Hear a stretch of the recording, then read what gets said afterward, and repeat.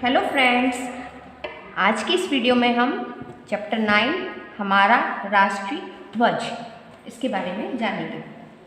राष्ट्रीय ध्वज मतलब हमारा देश का झंडा।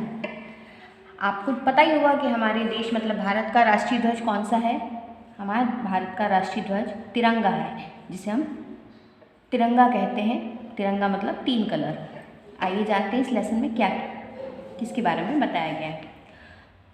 सबसे पहले अध्यापक मतलब टीचर बच्चों से पूछ रहा है, प्यारे बच्चों बताओ हम अपने राष्ट्रीय ध्वज को क्या कहते हैं।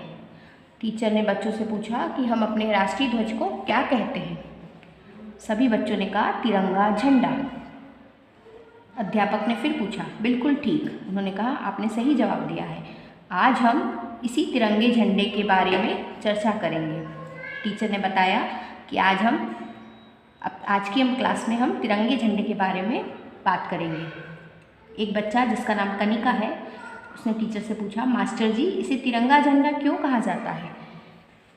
हमारे झंडे को तिरंगा झंडा क्यों कहा जाता है। टीचर ने क्या जवाब दिया।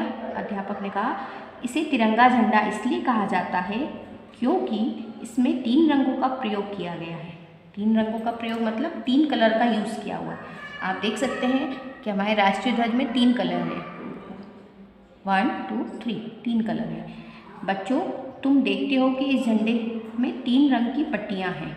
ये तीनों पट्टियां हमें अलग अलग बातों का ज्ञान कराती हैं।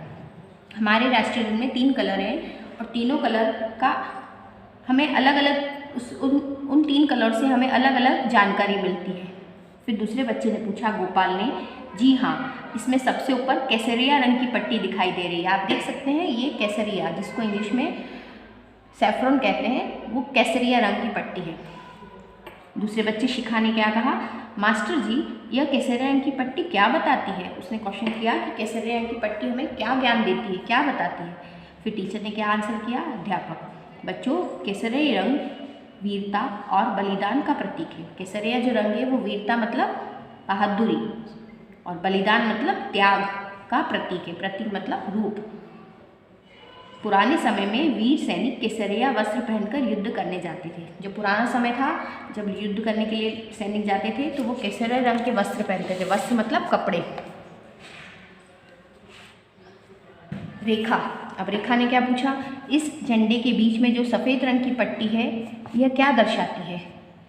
उसने पूछा कि जो बीच में वाइट कलर की पट्टी है वो क्या बताती है, क्यों बनाई गई है। दर्शाती है मतलब दिखाना, क्या दिखाती है।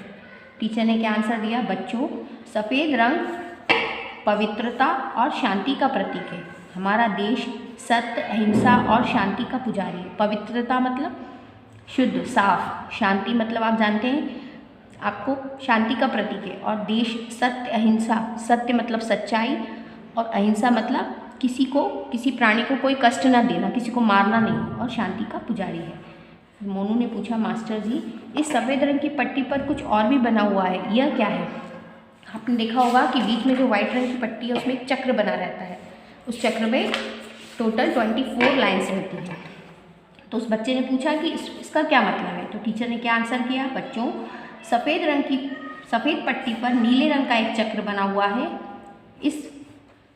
इसे वाराणसी के पास सारनाथ के स्तंभ से लिया गया है। इस चक्र में 24 तीलियां हैं। ये तीलियां 24 घंटों में आगे बढ़ने रहने की प्रेरणा देती हैं। जो चक्र है वो नीले रंग का है और उसमें 24 आड़ी लाइनें हैं। और वो लाइनें हमारे जैसे दिन में 24 घंटे रहते हैं, तो वो लाइनें हमें ये बताती हैं कि हमें 24 घंटे आगे बढ़ते रहना है, कभी भी पीछे नहीं देखना है।